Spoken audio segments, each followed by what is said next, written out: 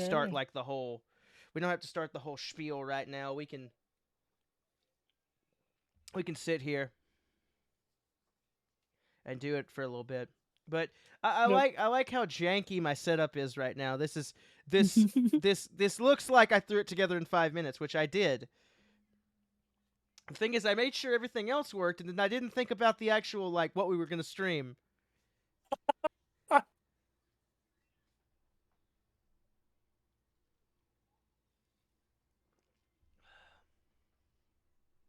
I'm gonna find some fitting royalty-free music for us.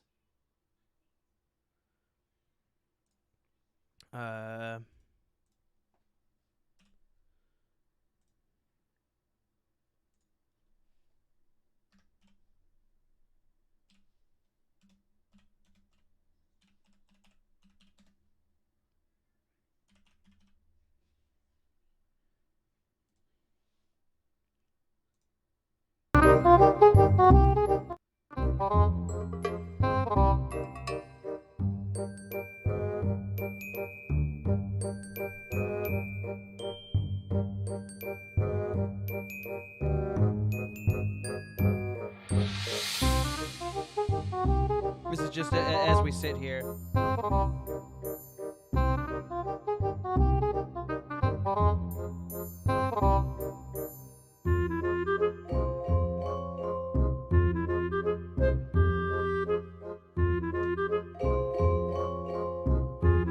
I think Jessica's going to get a glass of water. He'll be right back. Let me go down here.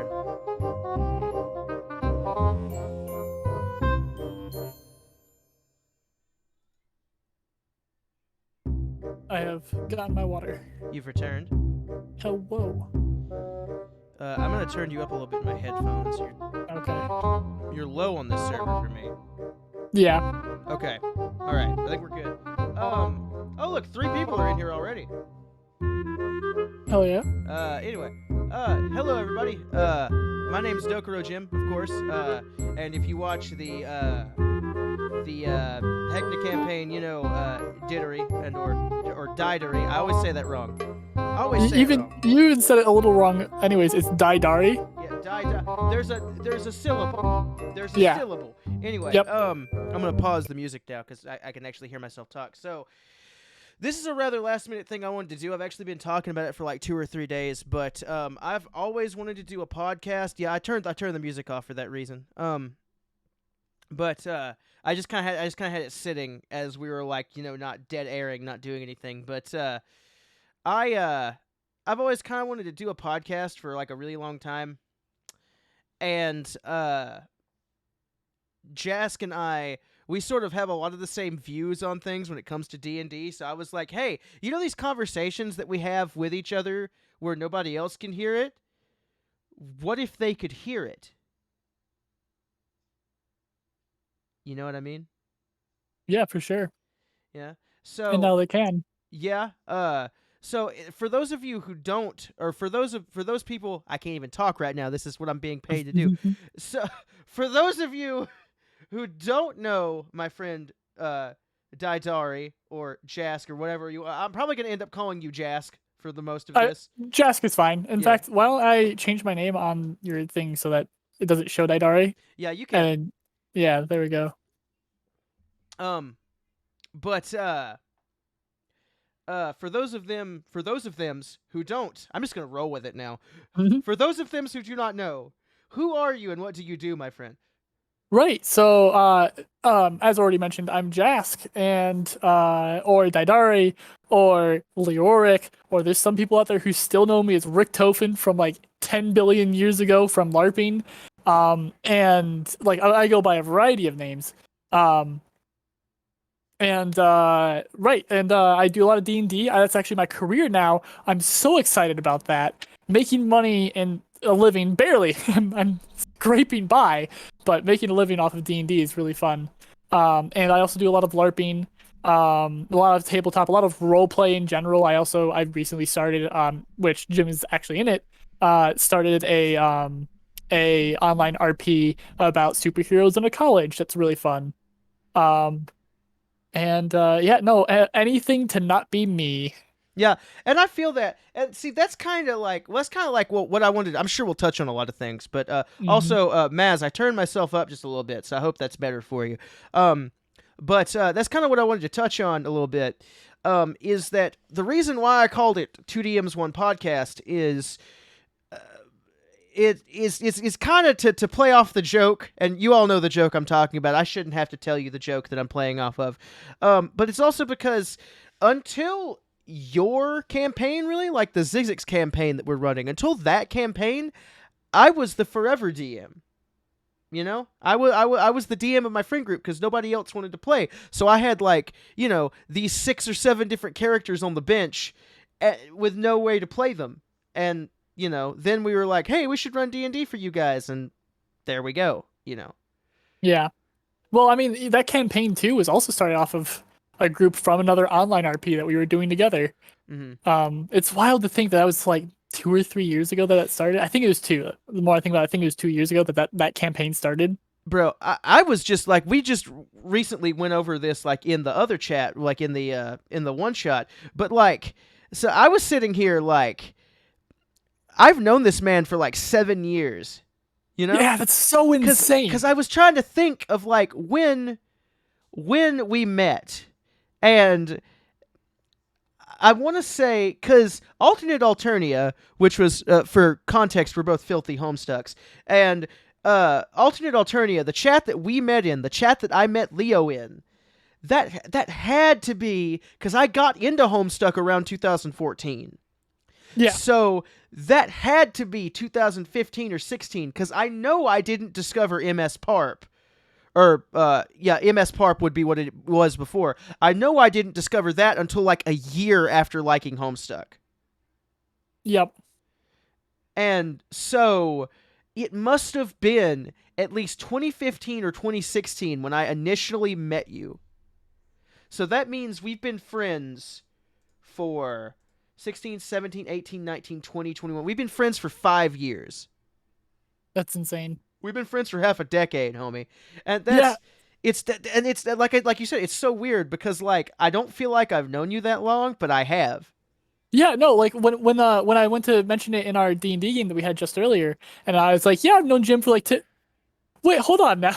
I was going to say 2 years. I was so ready to say 2 years because it just feels like it's been so short of a time. But I mean, our D&D game has been 2 years. I've known you for years before that. Well, see, I think it's weird because, like, online friendships kind of, because there was a moment there where we didn't like talk at all, where we like completely like lost track of each other, and that was before we had each other's discords and everything. That's when I just knew you through Parp. Yep. And this is not what the podcast is going to be about, by the way. This is just me and Jask reminiscing. But, like, it's so weird because online friendships, and I think online D&D has taught me this, you know, and especially online role playing. Online friendships are so weird because they're not like real, like, I don't want to say real friendships, but they're not like real life friendships, you know? Yeah, like there's almost no maintenance to them. No, right? no, Like, there's not. if you're taking the video game terms, you know how in some video games they have that like romantic bar, and like it'll go down sometimes if you ignore that person for too long. Yeah. I always felt like with online friendships that this never goes down. But I mean, that's just me in general. I have the object permanence of a toddler. I won't talk to somebody for a year and a half, but the moment they talk to me, I'm like, they exist. This is one of my greatest friends. Yes, this person that I haven't talked to for 3 years. Hello. Yes, I feel you. I'm the same way. But to kind of circle back around and touch on what I wanted to talk about. So I know that tabletop RPGs mean a lot to different people, and like, your interaction with tabletop RPGs can flavor how you feel about the rest of them in the future. And what I kind of wanted to do for at least today's episode is I wanted to go around to both of us, and, like, I say go around like there's more than 2 of us here, but hopefully there will be in the future. But I wanted to go around, and I first wanted to talk about what your experience, like your first experience with D&D was, and then, like, how tabletop gaming has shaped you as a person, you feel like, and what that means to you. So I'll let you go first. Um, well, I mean, so first, I started at a very young age. I think it was about 12 years old, Uh-huh. maybe less, maybe more. Yep. That I first started doing tabletops. I did it with my friend. Oh wow. It's I don't remember his name anymore. Wow. But forever ago, ancient Mm-hmm. eons ago, it was him and his dad and his brother. Um, and what really made it click for me was the moment that we were doing like this dungeon crawl-esque thing where we had to go through a wizard's tower because this wizard was assaulting this town with a dragon, and we had to go through and get the wizard to stop and get rid of the dragon or something like that. And we had gone through most of this, and I was kind of into it, but I wasn't like super into it. And then we got to the dragon, and I was taught about it might have been a homebrew mechanic, or it might have been something from an offshoot book, or I don't remember because it was forever ago for second edition D&D. But essentially where the dragon was asleep, so if we hit it with enough subdual damage, it would um be almost like befriending the dragon but through a janky mechanic. Uh-huh. um and my character was like, heck yeah, let's do that. And we ended up getting this dragon. We did like over its max health with subdual damage in one full round, Uh-huh. and we got this dragon as our friend, and then it stayed our friend even after the subdual friendship thing wore off because like we just kept treating it really well. And, like anytime we went out adventuring, we came back with a bunch of treasure and just gave it half. Mm-hmm. It didn't even need to go out to get treasure. We just kept showing up with like half of our treasure and just handed it off. That's pretty good. That's pretty good. Yeah, your adventurer buddies just come out and they're like, "Hey, we just raided this giant temple. Like, here's half of this golden idol for you, dragon man." Like, that's cool. Yeah. Yeah, and then and that really what solidified it was like the wide variety of options. It wasn't just we can hit the dragon, we can wake up the dragon and talk to it, we can Mm-hmm. run away. Mm-hmm. There was just it really opened my eyes to that fact that there's more than just, a multiple choice fill in your option here. Um and like that really helped in times where like in the coming years, having like that option stuff really helped in times when I just felt like I didn't have options in my life. Mm-hmm. Yeah. No, I feel you. um and then like growing up, through a lot of the things I've done, I mean, like I've been homeless off and on a good chunk of my life. Mm-hmm. And even when I did have homes, sometimes they weren't like the best. Mm-hmm. um so like D&D has always provided a great escape method to like not just like fully escape from the situation, but also process it, Mm-hmm. like putting a little bit of that into my characters so that I can then like address that through a third person lens. Mm-hmm. Mm-hmm. Yeah. And LARP also, as an extension of that, has also been a wonderful coping method for that as well. Mm-hmm. And see, I think that's why we vibe so well, because like I do much of the same thing. Like I've never been homeless, but my familial situation has never been the greatest, I will say. And it's funny because now that I think about it, I don't know what my first exposure to D&D was. I know what my first game was, but I don't know what my first exposure was. I don't know where I first heard about D&D. Um I want to say it was on a cartoon, like some sort of cartoon, because I'm trying to think back there, and I was trying to be like, well, but I know what my first game was, but like, what was my first experience? And I think it was me seeing some kind of cartoon that I watched as a kid. In fact, my brain immediately goes back to, okay, do you remember the episode of SpongeBob where they were like taking Mr. Krabs out for a night on the town? And there's that juxtaposition of, you feeling it now, Mr. Krabs? And then it cuts to them, and like SpongeBob is dressed as a wizard and Patrick is dressed as a knight, and it's like, art thou feeling it now, Mr. Krabs? And they're clearly playing D&D. Yeah. Like, that's the first like real, like, okay, this is what I associate D&D with. Like, this is what D&D is, But my very first game was, so my friend Cliff, who was my friend Cliff in high school. My friend Cliff in high school. My friend Cliff, who was a bigger nerd than me. He's also older than me. He's like 3 years older than I am. I met him when he was a junior in high school. I was a freshman. I feel like he had played D&D with his friend Lauren, who was friends with his uncle. So it was this weird chain of like, I know a guy who knows a guy who knows a guy. But somehow I got like pulled into their D&D game one night. And I couldn't tell you what happened in that D&D game. I just remember I was an orc monk named something Ironwind. I don't remember what his last name was, but his first name was, but his last name was Ironwind. And he was just this truck of damage, this like giant fucking monk punching machine. And I just remember being so overpowered, and that was 3.5 monk. Oh, well, that's why. Yeah, I just remembered being so, and I'm just like, this man is great. This man is fantastic. Like, I can do this, you know? And then like I can be this character, and I can like do these things as this character and really put myself in that headspace. And so I started RPing, like actually like role playing as a character in World of Warcraft. That's actually how I met my wife Shayla. But like, role playing is one thing.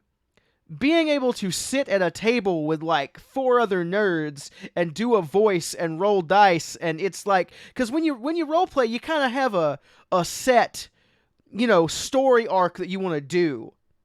But yeah, some of my favorite story arcs in games or in D&D campaigns have came from rolls of the dice not being what I expected, and then me having to be like, okay, well, this happens instead, and then that informs their character choices, you know? And yeah, and that's what really pulled me into D&D, is the fact that not only can I RP a character, that I've made up completely, but I can also, like, the story is so fluid, and with the dice, you know, you don't necessarily know what's going to happen from session to session. And, I mean, I stream on Twitch. I'm a big attention whore anyway. I love people paying attention to me. And just having, you know, like, I remember when I was playing my bard Samuel, and his backstory made one of the players cry. And I was just like, I made you cry about a fake man in a fake world with fake trauma just because I said it really good. And I was just like, this is what I like. This is what I like to do. You know, this is my jam. Yeah. But yeah, I mean, that's really what I, you know, I love it. I don't know what else to say. Like, I could sit here and ramble about it for ages, but I mean, it's just like, it boils down to, it lets me tell a story communally, and I love telling stories. So, you know. Yeah. I mean, on the topic of making somebody cry, I mean, my character Nobody, Nobody Somebody, who's a tiefling, and for those that don't know, tieflings take on virtue names, and the virtue name is basically that they take on a name because of something they want to embody. So if you find a tiefling whose name is Happy, it's probably because they want to make people happy, or they want to be happy, whatever, what have you. It's funny. It's funny because my tiefling's name is Happy. Right. Yeah.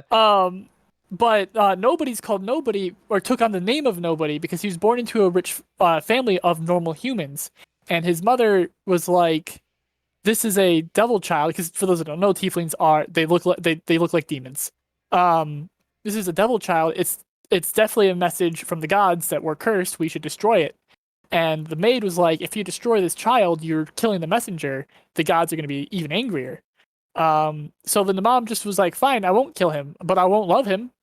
And more than once throughout his life, he heard the phrase, "Nobody loves you," coming from his own parents.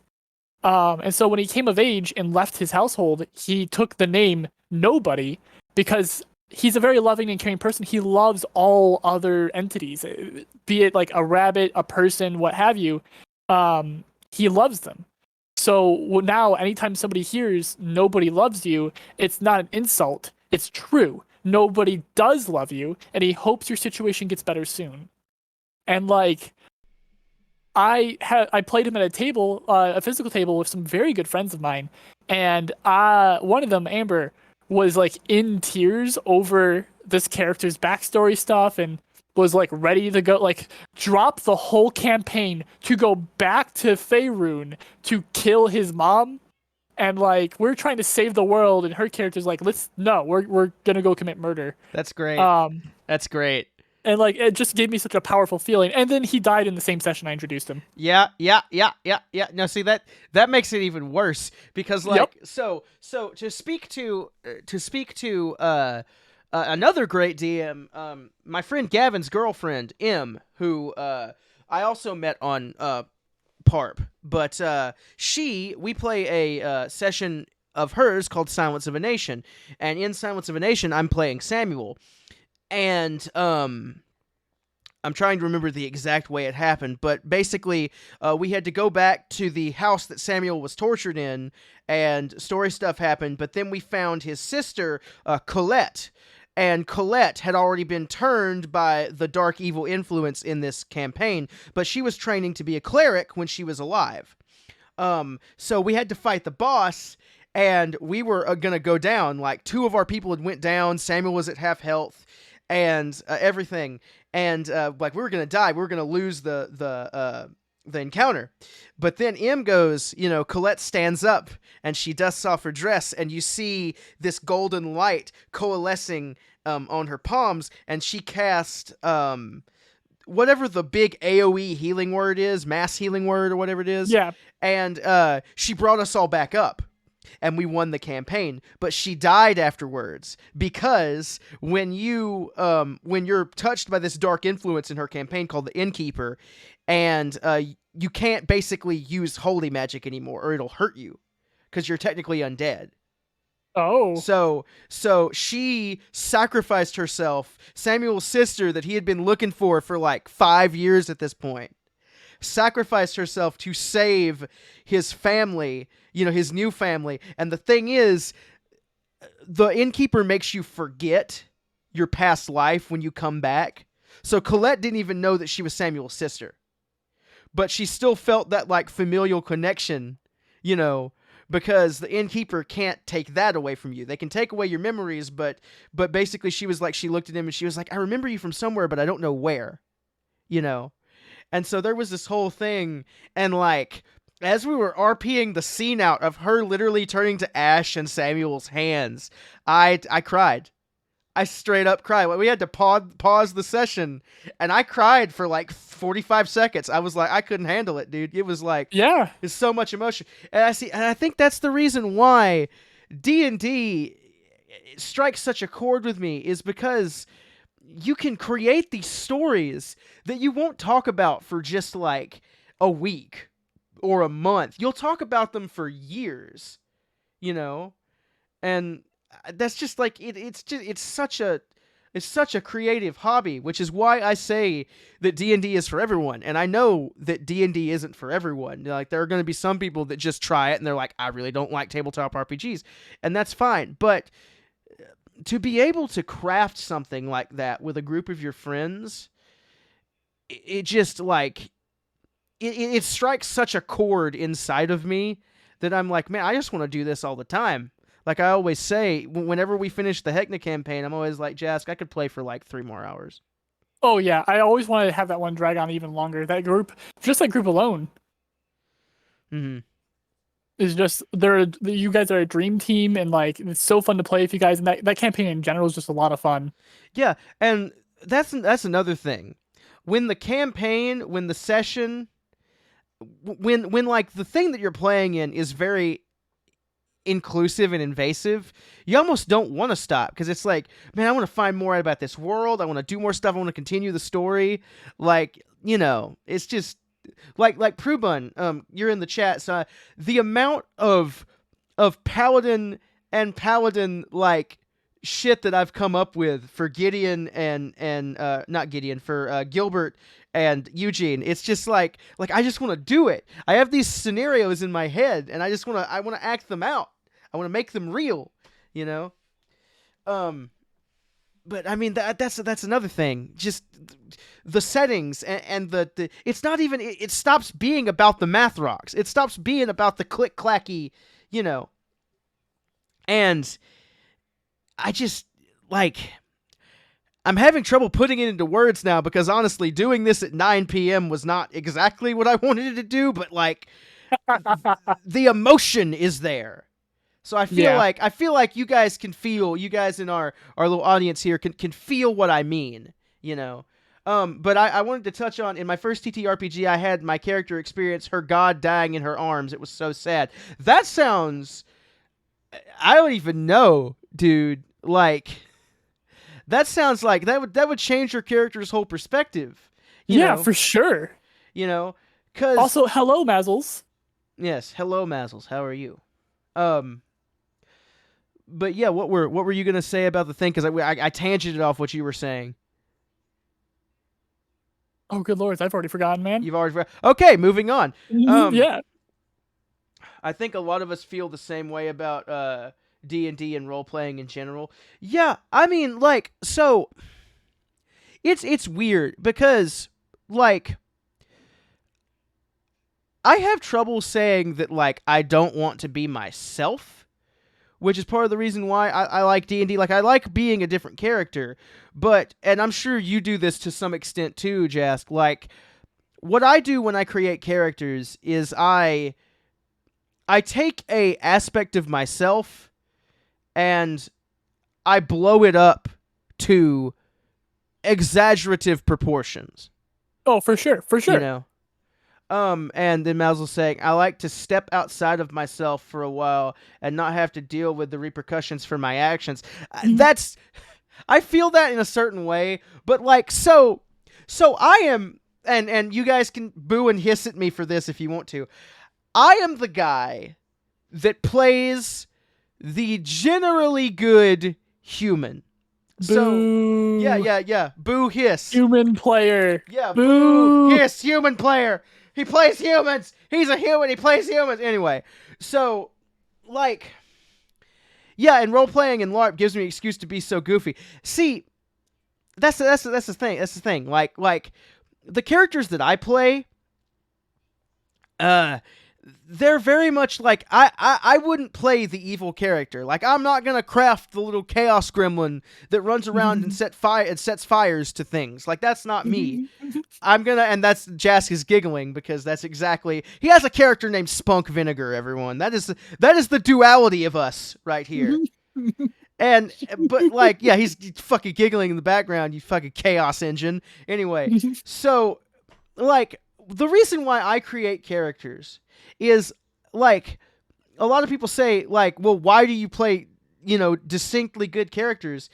It's because the character I want to play, if I could be anyone in the whole entire world, I want to be somebody that could help everyone, And that's just how I am as a person. Like, if I had infinite money and power and wealth beyond our wildest dreams that was only left in one place and we just had to find it, like, I would yes. I mean, that's what I would do. I want to be like I would be a paladin. If paladins were a thing, I would probably be one, or at the very least a good aligned magician. Like, I don't want actually, I'd probably be an artificer. Because tinkering and creating shit sounds cool, but I'd be a good aligned artificer sorcerer cross class. That's me. That's what I'd be. Yeah. Or I'd be a bard. Like, bard would be in there somewhere because I do like singing and playing music. So yeah, I'd be a weird tri-class of artificer, bard, and sorcerer or wizard. Wizards are the ones that have to learn their shit. Yeah. Wizard. In a fantasy setting, in a completely fantasy setting, such as in D&D and LARPs and stuff, I will always gravitate towards making chaotic characters. I've tried to make lawful characters and such, and I get bored of it really fast. But like in real life, I am definitely chaotic good. I like helping people. It's like the amount of times I have put myself out by helping people. I mean, a good example, right, is I've been. This is going to sound terrible. I've been robbed 3 times by the same person because they kept on getting homeless. I kept on giving them a home, and they kept on stealing from me. Yeah. I mean, Um, I can't fault you for that because I'd do the same thing. right, if they really needed that stuff that bad, I mean, I guess it's theirs. Yeah, I mean, it's not like you can't just ask me for that shit or like, hey, can I Right, have this? Like, right. you I just mean, gotta take it. literally, I have given the shirt off my back to somebody before. But and then you take a look at my D&D characters, where like good example that you brought up earlier, Spunk Vinegar, who's just a kobold and is 30 pounds of always shaking anger and scale, where like he doesn't give a shit about anyone else. It's just whatever he wants to do, and a lot of that is crawling down something's throat and killing it from the inside. Prubun just gave us a hydrate, so Thank you for the hydrate. Yes. Hydrates are going to be important because we're just talking. We're not doing anything. yeah. So like, I play a lot of just absolute chaos gremlins, but like you get me in like in real life, and I will give somebody the shirt off my fucking back. I love helping people. I mean, look at what I did for you when I had my factory job, and I was like, oh, here's $69 Yeah, just because it's funny, haha. you just threw me money, and like I'm super appreciative for that. Um, Yeah, but see, I think it's weird because like I do have characters that are morally gray, but like in essence, I will always want to play a good character. Now, I do have one character who is neutral when he starts and can be either evil um good depending on how he is treated by the rest of the party. I like to play characters like that too, where they start off relatively, middle ground and then they can sway either good or less good depending on how they are treated, and what happens in the game because I like the idea of a fluid character concept. malleable characters are I mean, you already know, you've seen me play Leoric all the time. Yes. But malleable characters are amazing. I love playing malleable characters. But Leon, so I have a wizard. He's a Bladesinger wizard. His name is Leon or Leonis Edward Revolio Pendergraft the Third. He's a rich kid, and basically, so what happened with him was his family is a bunch of really powerful wizards, and they're like known, the world over and everything. Everybody knows about the Pendergraft family, and they're like a lot of them are court mages and everything. And so in their family line, when you turn 16, you're supposed to get your magic. Like when you hit puberty, sort of like older puberty, your magic is supposed to develop, and every single member of the Pendergraft family is good at a certain type of magic. Because his parents are very superstitious, Terran and Olympia Pendergraft, they go to a truth seer, someone who's really good at divination magic, and they're like, tell us what our son will be. Like give us, a portent of our youngest son, basically. And so they do that, and it's just like blackness, darkness, like this evil omen. And they were like, well, that sucks, but okay, we'll see what happens, because we're not just gonna, because they're decent people outside of kind of being magic elitists, but they're decent people, sort of, kinda. I say that with a grain of salt because they raised him okay for 16 years. Like, he was a member of the family for 16 years. They didn't treat him any different than any of their other kids. But then he turned 16, and his magic never manifested. Ever. So they were like, well, this is the omen that the Truth Seer was talking about. So, Leonis, we can't have you in the family. Because there can't be a Pendergraft that they know that doesn't have magic. And it's not that we don't love you, but you gotta go. And that's how it was. And so at 16, he was kicked out of his house. They gave him like enough gold. They gave him like, 500-600 gold. And they were like, go find something to do with yourself. Just don't be associated with us. Okay, bye. And then shut the door. And so he goes, and he meets a other wizard that teaches him about Arcane Infusion. And now this is in my world, but what Arcane Infusion is you can take the magic from something or from someone, which is why it's illegal, and suck it out and make it into a physical form. So like a jewel or a liquid or a piece of cloth or something. Basically, you can make it into something physical. And so what he does is after he learns everything, he steals the magic from the wizard that taught him how to do it by murdering him. And because this wizard wasn't a very nice person, he was actually very mean to Leon. And he takes his magic, and then for the first time, he can do magic. And the way that I do Leon's spell slots, and this is kind of handicapping me, but I love character handicaps, is that Leon can only do spell slots for as much mana juice as he has. If he runs out of mana juice, then he can't do spells. He's just a boy. But that's kind of the reason why I did blade singing, is because Leon has tattooed on his body all these different runes. And he like, the boy looks like a monster, because basically when you would meet Leon in the campaign, he is like 19. So he's been on his own for like 3 years. But he's just this bag of skin and bones wrapped in bandages from head to toe, and the only thing you can see under the bandages are one shock of white blonde hair and just one glowing yellow eye.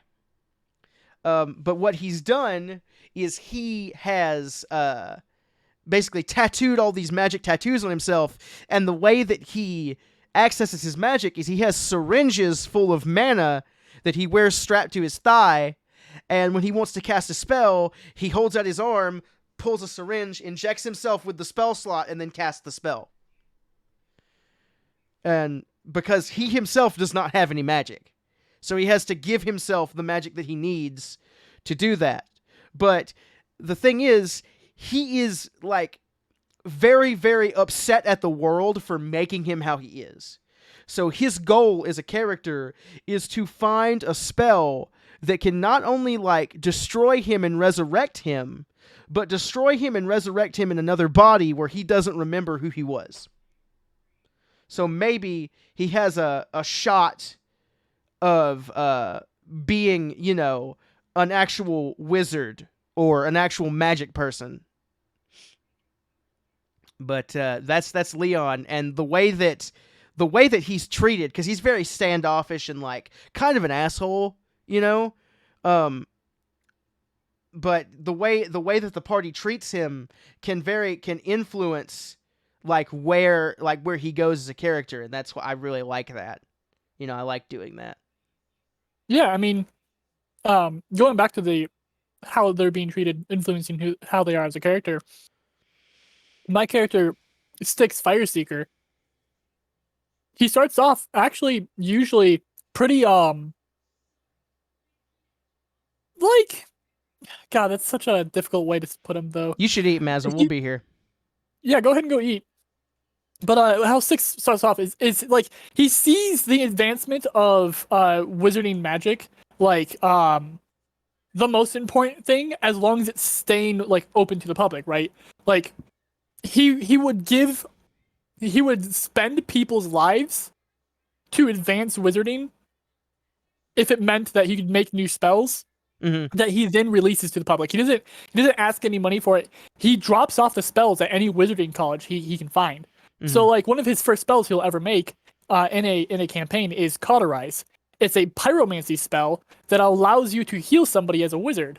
It heals for the same amount as a cleric's cure wounds, but it's just him cauterizing any wounds shut, so it hurts a lot. So it gives you disadvantage on your next skill check as you're racked with pain.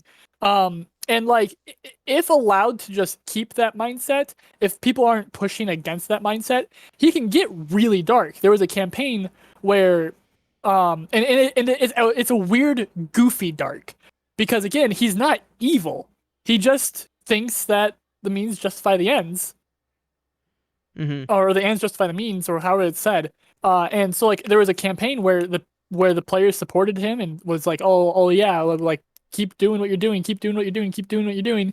And then one day he was trying to figure out a teleport spell using fire magic, where basically he explodes you and then reforms you somewhere else. Mm-hmm. But he realized he couldn't test that on himself, so he went into a village and used it on the only guard at the village, and the guard didn't reform. Well, now there's no one there who can stop him, and just went around the village doing that until it worked. What's up, Nubby? How you doing? Hello, Welcome. Nubby. Oh, man. Oh, Lord, that's really loud. Okay, I probably need to turn that down. Thank you for helping me realize that. Hold on. I'm actually going to turn the... Can I turn the sound off that alert box? That would be nice. Let's find out. While you're working on that, Nubby is from the Alterni 11 RP. They're the one who is romancing Leoric. Mm-hmm. The Yellow Blood. Is the Yellow Blood's romancing Leoric. Which again, I need to get back onto that chat and roleplay some more on that. Mm-hmm. I've been so busy doing everything else, and like yeah. It's just like I want to, but like at the same time, I'm like, I have to do this today, and then I have to also have energy to RP and like, whatever, and everything else like that, and then on top of also making my own chat that I did not expect to explode, and I have to unlist it. Oh no, that was so weird. Just like that was looking insane. And having 23 people online, I mean, just being like, what the hell, dude? We literally outnumbered any of the not safe for work chats. Yeah, people wanted to roleplay in my chat more than they wanted to be horny. That's so weird. That's so weird. That's so weird. Anyway, I don't want to talk about horny homestucks. No, me neither. But yeah, but back to D&D. I want to, because we got a few people here who are also D&D nerds, and I'd like to open up the field to them. And be like, what are your guys' burning questions? We're both two DMs of, 10 plus years. What do you want to know? Combined experience of 200 years. Yes, combined experience of 200 years. I love that meme. We're both so old much. as fuck. It's from Riot Games. The people who made League of Legends had said they have 200 years of experience in coding and such. What are your hardest moments as a DM? Also, what's up? Hello, Josh. How are you? Do you want to handle this one first? Yeah, I'll do it first. So, my hardest moments as a DM are just when people do stupid shit. I am down for anything, like literally anything. But I'm gonna reference. I'm not gonna use names, but I'm gonna reference the opening session of Heckna. So we had a guy in there who, when Jask described this alpha fucking dire bear clearly fucking charging at our party, he was like, I walk up to it and punch it. And I understand he doesn't have like experience with D&D. But when the DM is describing to you that this is a giant fucking bear who you don't want to fight or it will kill you. I got as descriptive as I could. I described it as bigger than a bus. It's covered in spines. I even went as far as to go, okay, you want to punch it, you've dedicated to this, I will let you know. A normal cave bear is CR2. You guys are level 2. CR means that it takes a party of 4 people to take this on-ish, kinda. This is more than a CR2, and he still wanted to do it. Yeah, and that is my own. That's my only hardest moments as the DM. Like when the alcoholic Berserker is a valid subclass, and no one will convince me otherwise. I like that. I like it. But and they were a wizard. Yeah, and they were a wizard. They were a wizard wanting to punch this bear. Yeah. And so my whole thing is, wait, they were a wizard? I remember them being a squishy class. Okay, anyway, I'm going to dump that from my mind. But my hardest thing as a DM is just when people do stupid shit that is not warranted. Like they're just doing, like they remove when you get the D&D as a video game syndrome, And you think that none of your actions are going to have consequences? Like, if you're playing with me and I describe the guard and you're like, I walk up and I tickle the guard.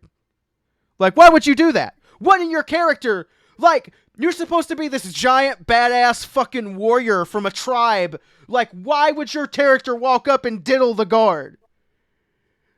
That's the only thing that I don't like. That's the only thing that I don't enjoy. Like, if you do silly shit in character that isn't gonna upend my game, that's fine. But when you're like, I walk up to the tree and I punch it, like, why are you doing? Like, why? To bounce off of that, that's not.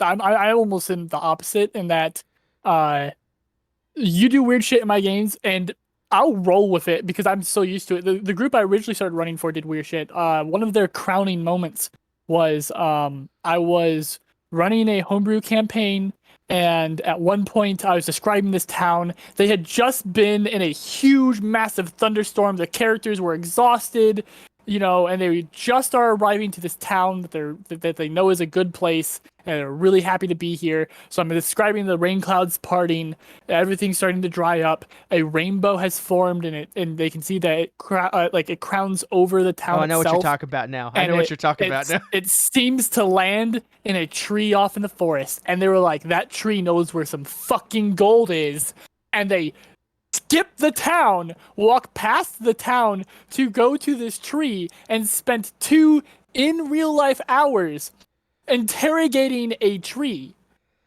And I rolled with it. Like, eventually, like, they went back to the town and bought like a bark stripper, which is like a cutting tool that you use for trees to just strip bark off of it. And they stripped a bunch of bark off the tree and started rubbing salt in the wounds.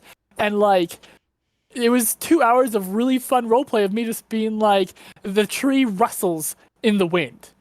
Well, nothing happens until eventually, after 2 hours, it gets up, and it was a tree ant the entire time who was just really dedicated to not telling them where the gold was, but he's had enough and he's gonna tell them. Okay, so like, that's different. That's different in the way that it wasn't just, D&D is a video game syndrome. I guess that's what I'm going to call it. But like, where you don't think your actions are going to have consequences, like, that was just them doing something stupid and silly. But like, my whole thing is like, when people are like, I woke up and I punched the guard. And it's like, okay, well, if you punch the guard's going to be mad at you, right? And he's like, why? I was kidding. And I'm like, no, you weren't. No, you weren't. But also, to circle back onto the original question for myself, the hardest moment as a DM, the hardest moment for me is prepping. Yeah. I feel like I've been DMing for such a long time that I've at least got like everything else down to a comfortable level, but it's prep work. I am allergic to it. I have really bad motivation issues because of clinical depression. It runs in my mom's side of the family. Unfortunately, it's also in my genes. I have really bad issues with keeping motivation to do things. So I'll sit down to be like, okay, I'm going to start prepping on this. And I'm a sentence into the lore and I'm done. I can't do any further. So prep work is where I struggle the most. But I can handle anything else, which is also why I'm so good at ad-libbing stuff. It's because my prep work, like the campaign I've been running for Jim here for 2 years, right?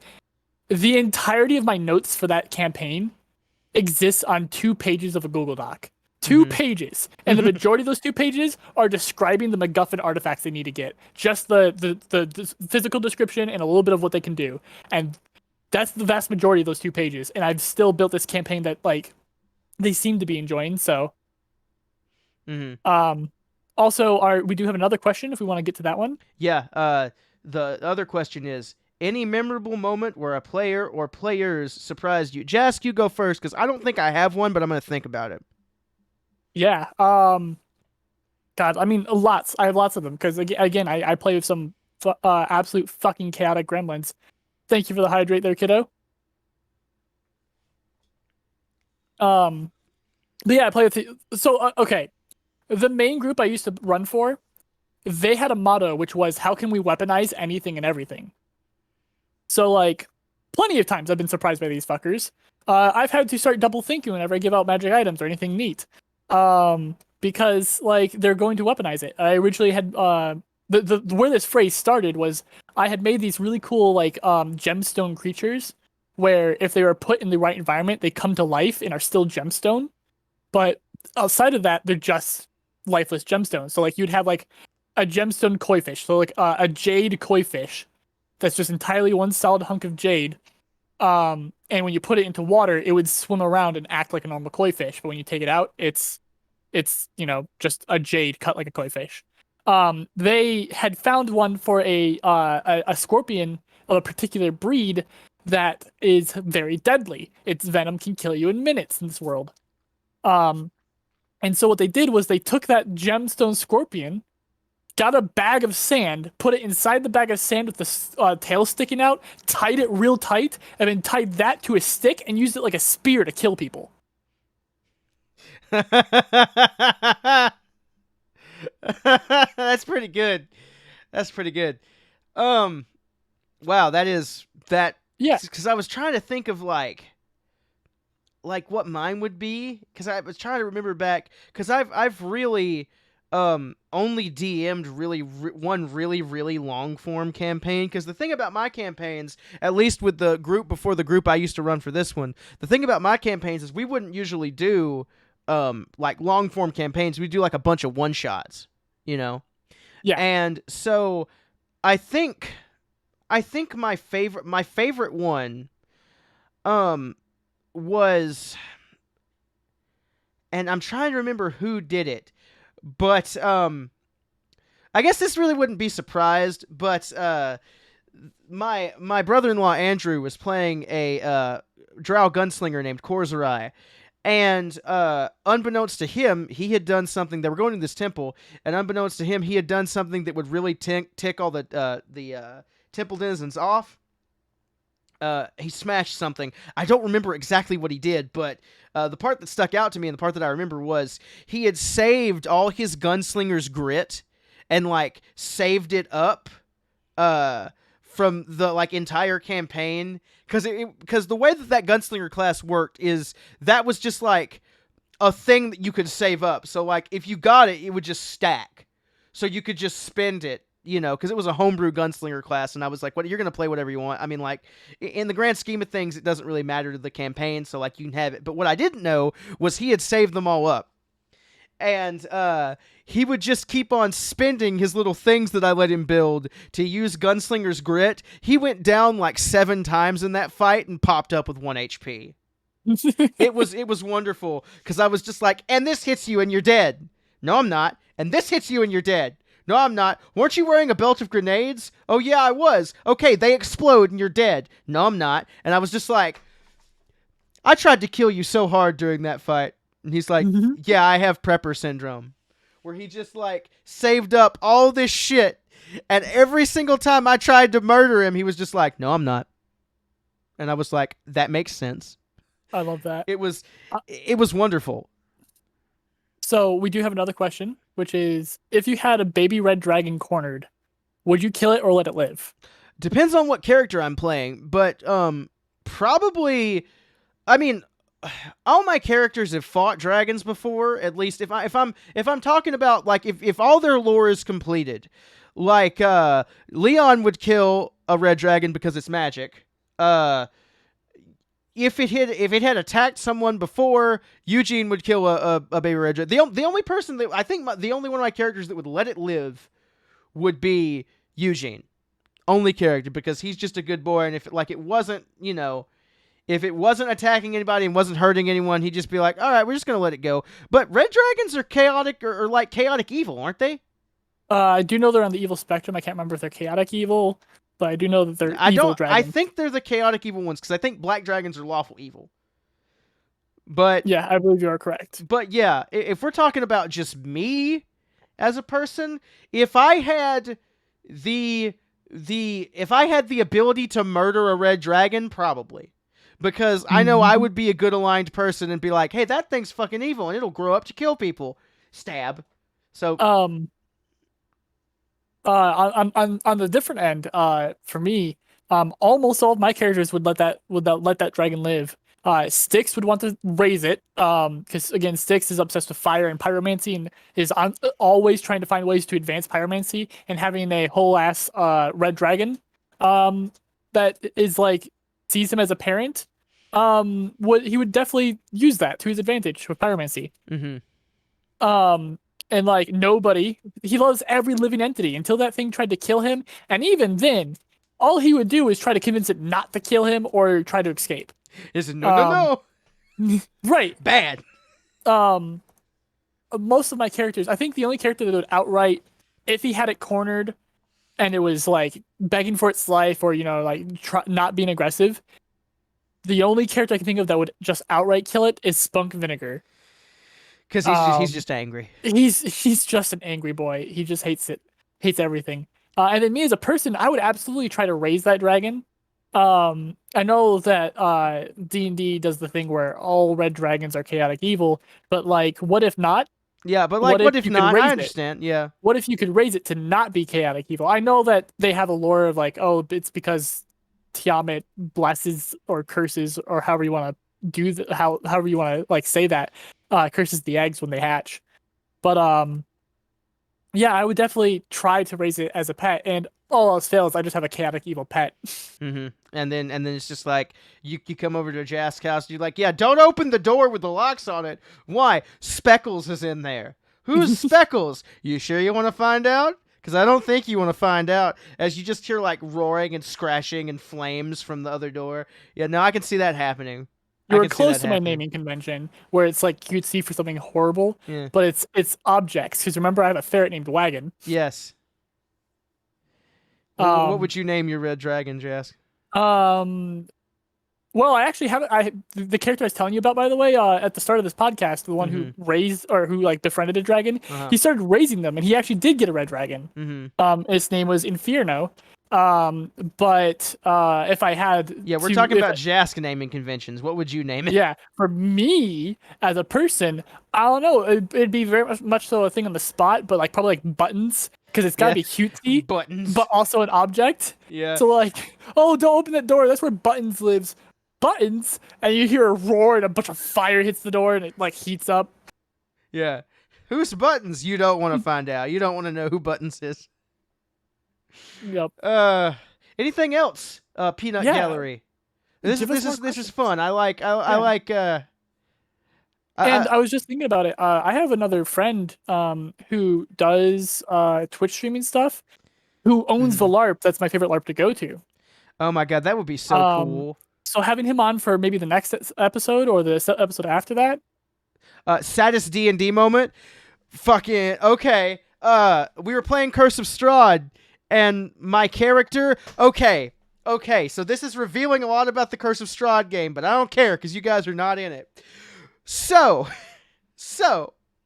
we were doing the winery part of Curse of Strahd, and my character Tavrik, who I love very dearly, got swept up by the thorn and needle blights that are outside of the winery when you first get there, a bunch of thorn and needle and vine blights like come up out of the fields and move onto the winery to like destroy it. And so M, who was a player in that game because her boyfriend Gavin was running the game, was playing this cleric named Cadenza, who was this very like not wise to the world, very ditzy blonde character, who was like very good friends with Tavrik and was like very nice to him, and like he sort of even saw her as like partially his daughter.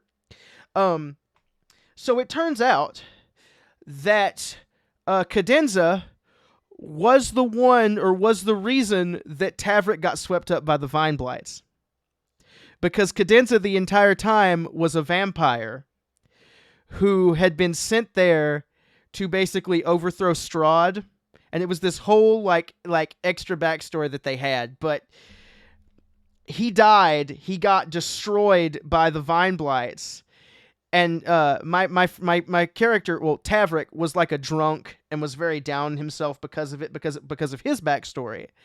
And the very last thing that Cadenza said to me before Tavrik passed away was, "You were just as pathetic as you lived." And that was when I figured out that she was evil.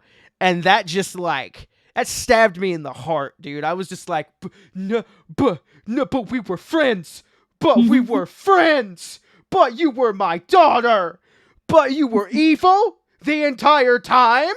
No. No, I don't accept it. But yeah, and it was like a whole thing. Like she had basically been vying to kill the entire party.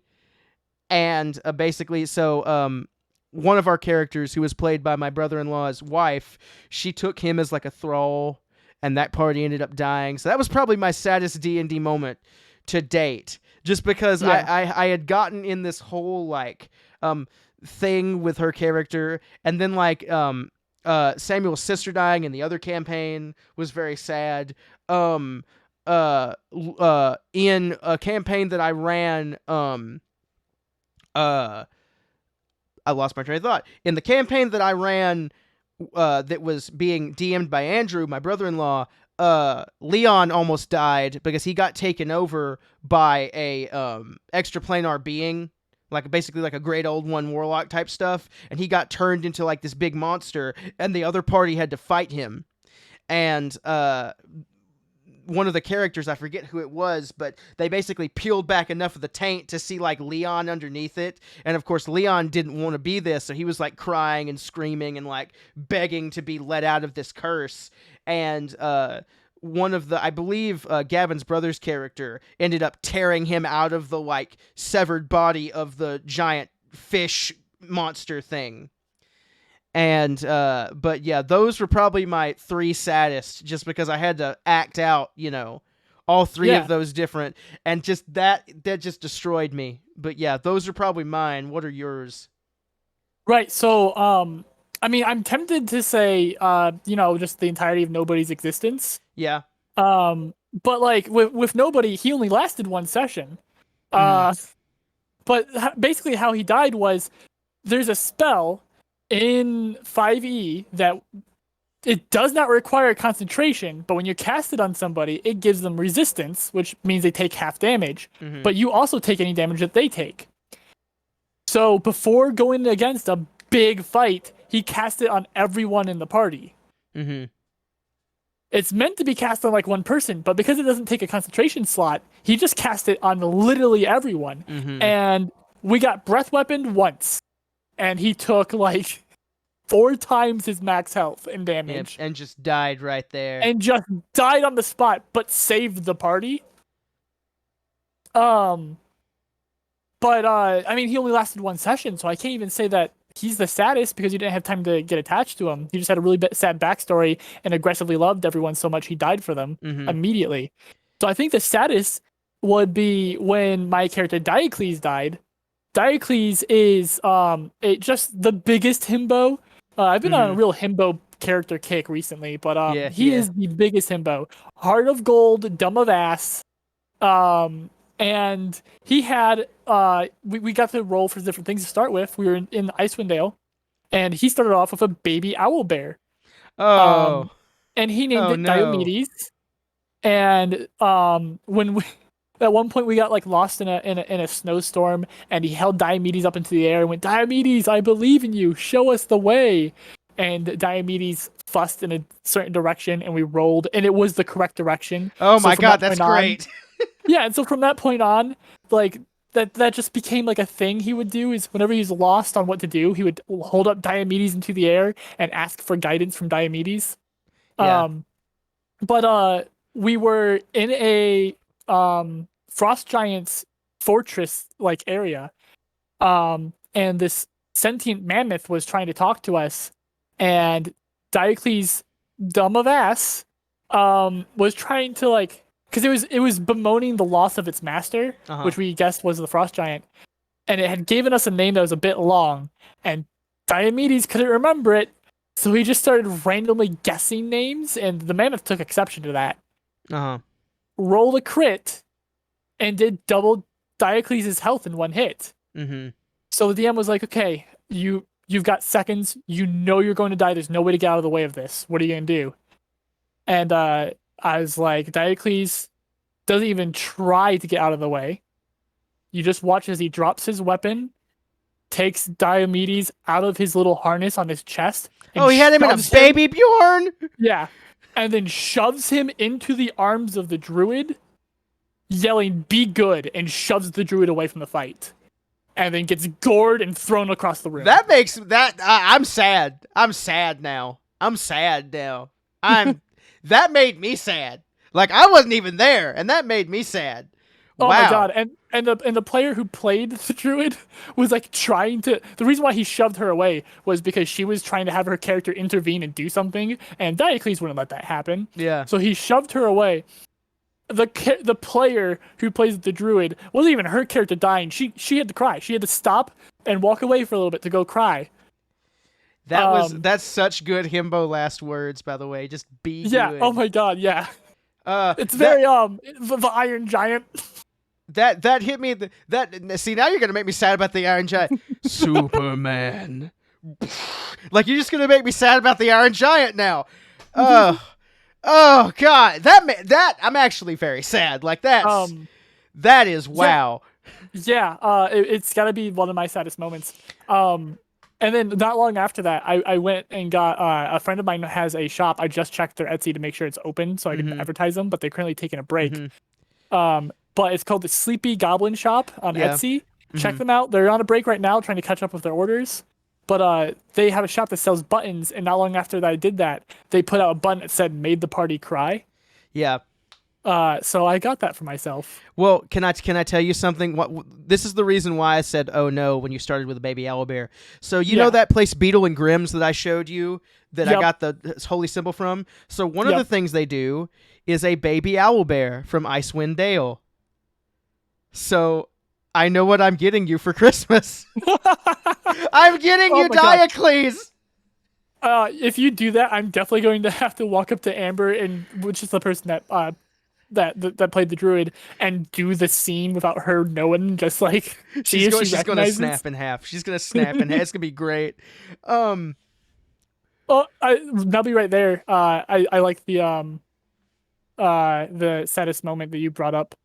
I also, as a DM, I love heart-wrenching people. It's really fun as well. What was his name? Jerry? Was it Jerry that you guys met in the Lost Woods? The guy, the normal guy you met in the terrible forest. I thought his name was Kevin. It might have been Kevin. Yeah. No, I think that was the guy that you met early in the campaign. Yeah, it might have been Jerry, but the one that got his skin ripped off. Yeah, the one that got his skin ripped off. Yeah. You guys were exploring this terrible woods, and you guys were hanging out with him, and he's just a normal guy and such a good person, but very, very scared because he's our cursed forest that is just full of undead. And you guys decided to take him into a dungeon with you, and the first thing that happened was he got his entire skin ripped off of him and thrown. For Jerry.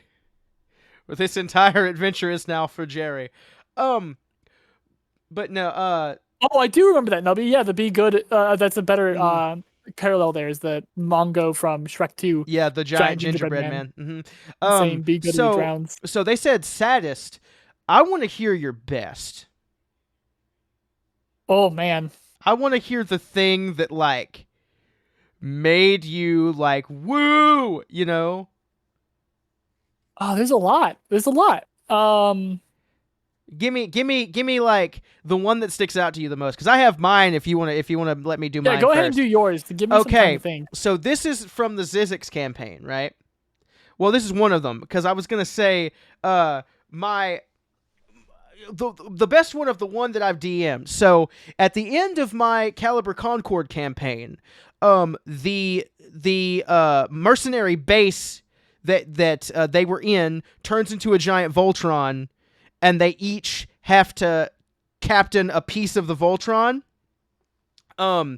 So what happened was I had given one of my characters, one of my player characters, Gavin, his character, she basically had god powers.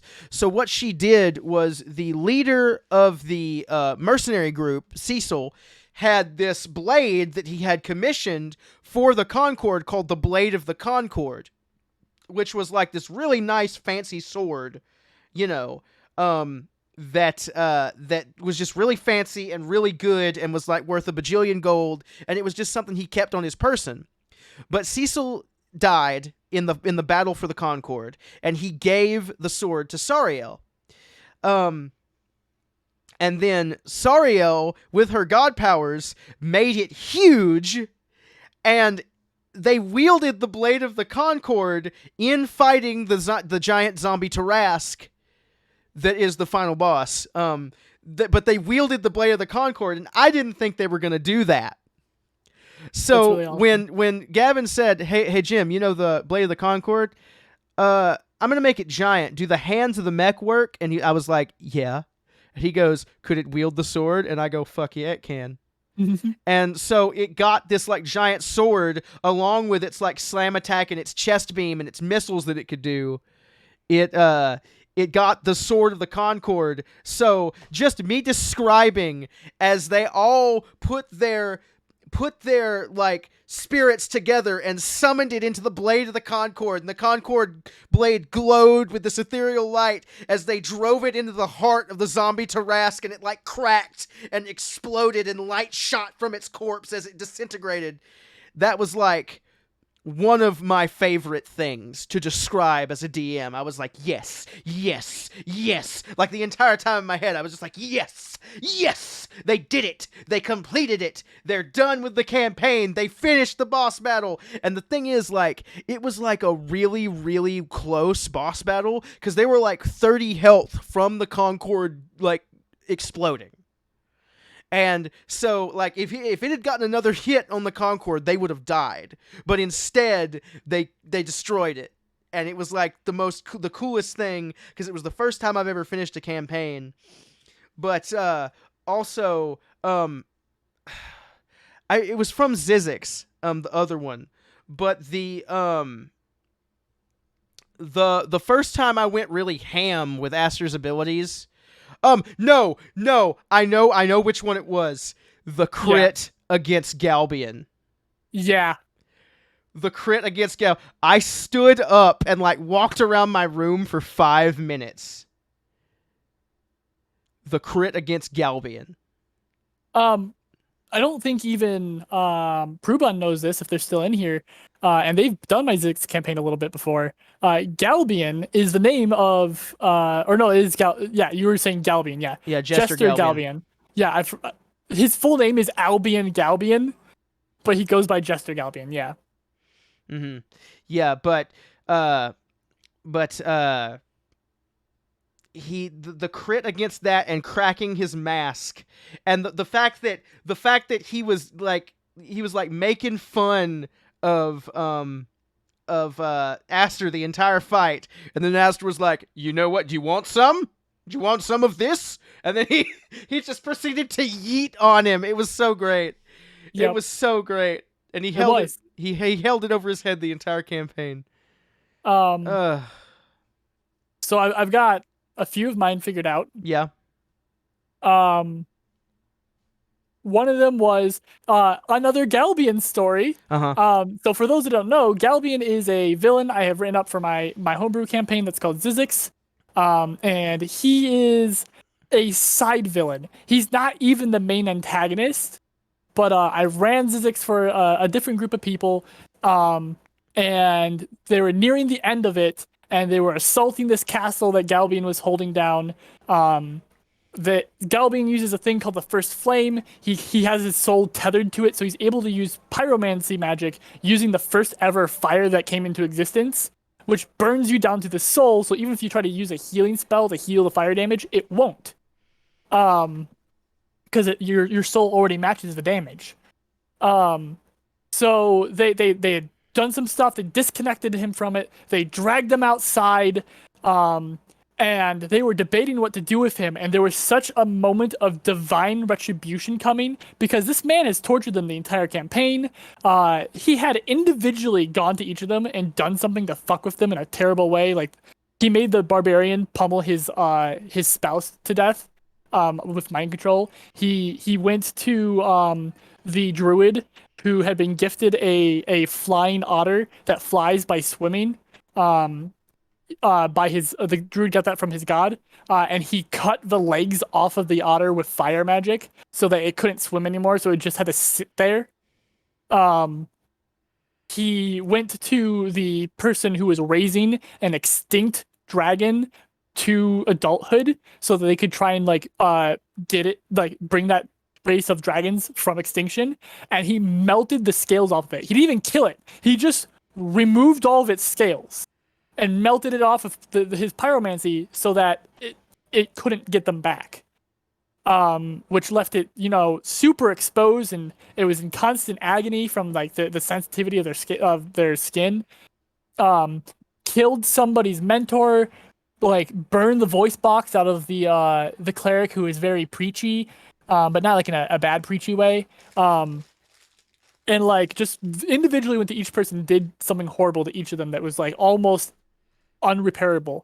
And when they finally got him and dragged him outside, kicking and screaming and wounded and unable to cast magic, there was such a divine moment of retribution that a deity came down, a deity of retribution came down and went, "Name your punishment and it will happen." And they agreed on the punishment of to the pain. So the deity removed his hands, removed his feet, skinned him a bunch, made him look horrific, burned his face, because Galabian's like, he takes pride in being very pretty boy. He's hot and he knows it kind of deal. Mm-hmm. And ruined the look of this man, but left his ears intact and cursed him to forever slowly float around the world. He doesn't get to be able to pick where he's going. He just slowly floats from town to town, just going to where the next nearest town would be until, and anytime he passes through a town, after that town goes to bed, after people go to sleep in that town, they forget him. So that every time people see him and scream in terror, that terror is fresh and new. And we reformed him. Yeah, and then in the Zizix campaign, that's my other one, is another Galbian story. My biggest oh my god moment. I'm gonna go grab a drink real quick, but you continue. Yeah. My biggest oh my god moment was in the Zizix campaign, one of the MacGuffins the party gets is one person I asked to get plot bitched right at the start when we're still doing session 0. And this person chose to be plot bitched, our wonderful friend Lats, who played a character named Dawn. And they chose to be the plot bitch, and essentially their heart is replaced with a stone heart that allows you to use wish 3 times. After the 3 times, who knows what happens to the heart, but it allows you to use wish 3 times. You don't start off knowing this, but Lats's character had found out, and Galabian had shown up to do his first little taunt of the crew, being like, haha, I'm better than you, you're gonna come with me, we've got to go do some things and you're gonna listen to me. And he was getting ready to like flaunt his power a little bit and fuck some people up when Lats just last minute clutched and wished that Galabian couldn't cast magic anymore. And it just shut off his magic right then and there. He's the court mage to the big bad the evil king. So the court mage of the big bad evil king, and also the main side antagonist, who's supposed to like berate and constantly be an issue to the players, was just removed from the equation entirely. He showed up, I think, 2 more times as an antagonist before he kind of just left, and somebody else replaced him. Maslow's gave us a hydrate, by the way. Yep, I just opened my second can of mango bubbly. Mm-hmm. But yeah, it was such a powerful moment of that. They tell me the wish, and there was like that pause of me thinking about how this changes literally the entirety of the campaign. The whole thing. All the prep work I have from all the previous times running the campaign, out the window. Also, Adrenaline 153, thank you for the follow. I appreciate you. Hey, wait! Adrenaline 153, are you still in here? Are they? I don't know if they are, but that's the friend I was talking about. Oh! That's the one that runs my favorite LARP. Well, shit. I don't think they are. I don't see them on the... Oh, well, shit. Maz, thank you for the follow as well. I appreciate you. Welcome to the Skeleton Army. But yeah, that's really cool that he was here and decided to drop a follow. That's great. I dig that. But yeah, I mean, that was one of my favorite things, just because, like, you had described to me in the past, yeah, you can be a bird skeleton if you want. There are no... In the Skeleton Army, we do not discriminate on what type of skeleton, we just ask that you are a skeleton. But yeah, because the amount of times you described to me, like, what Albion was like, and, like, how he did this, and how he was terrible, and, like, you know, he did this and everything, and, like, he cut off a dude's feet and everything, and then we just made him a good guy, sort of. Yeah, he's on a redemption arc now because of you guys, which is really fun. Yeah, it is. I really dig it. I never thought, literally in all my years of having him as a villain, I never thought he would ever see a redemption arc. Yeah, well, see, that's the thing about us. Yeah. Is that we're just insane, man. We're great. Anybody else want to ask us anything? Nubby, I love that. I love that character concept. Yes, that character concept is great. His name is Gungo. He hypes, oh yeah, brother! We're gonna go stick it in the dragon's eye, brother! Who's with me, brother? Oh my god, okay, so tangent time. But yeah, I used to work at Walmart, and I had this coworker named Brady, and we used to stock this ink, this like printer ink that was called Brother Printer Ink. Mm-hmm. And one day we were stocking ink on the same aisle, and Brady walks up to me and holds up a package of Brother ink and goes, "Brother!" And I like died. It was one of the best, like imagine you're in Walmart and you're just like shopping for some like printer paper or something, and you turn the corner and there is an associate on the floor crying, laughing. That was what happened, and I had to stand up and I was like, "No, I'm sorry. What do you need? What? Oh, printers are over here." Like, I had to be like, "Oh, I'm not allowed to laugh anymore." Okay, what do you need? Like, it was. I love that. It was great. Like, and that just reminded me of that. Like, that was a memory I had locked away. But yeah. If you guys have any other questions or anything, I was gonna say, I mean, I kind of like this because it doesn't like force me to think of a topic. Yeah, I can just ask. It's nice to have. I can just ask people. The people out here asking questions as well. But while we wait for something, going back to the best moments, I have a LARP one. Yeah, go ahead. So, stepping back towards the introductions where I said that some people still know me as Richtofen, I played a LARP character named Richtofen for a good couple of years. He was a Gnoll, and he had so he comes from a clan called the Amselhammond clan, and they all have like issues because what they do is they've found a tear in reality that leads to the void, and when they come of age, they have their warriors stare into it. Mm-hmm. So they're all broken in the mind. Uh-huh. You're not supposed to look into the void. So Richtofen's whole thing was once a battle started, he could not run away. He cannot run away from a fight, no matter the odds, no matter how bad it is, no matter what's going on, he won't run away from it. So some plot stuff happened, some things got along, and he ended up with a cursed ring that turned off all magic. Nobody could heal him, but nobody could damage him with magic. We were told that there was a goblin cave being a nuisance. So Richtofen was like, "Oh, I'll grab some of the new people around, and we'll go take out the goblin cave. They'll get some experience. I'll be there to make sure nobody gets seriously hurt, and everything will be fine." We get there, we get into the first room, and there's 4 trolls. Trolls in that game were beefy. Like, one troll is problematic even for Richtofen. And you need fire to stop them from getting back up, and none of us had fire magic. Mm-hmm. So Richtofen turns to the group and goes, "Run, right now, go back to town, run." Turn back to the trolls, and I fought 4 people by myself for an hour. For an hour, I held my own against 4 people for like an hour. Oh my god, you physically fought for... That's so cool because it's LARP.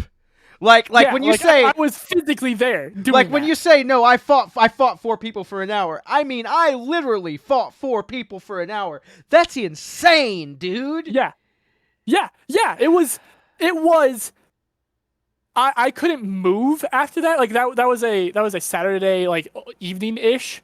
Um, I was in camp the rest of that Saturday, just kind of role playing what I could as an NPC who was a paraplegic because I couldn't move.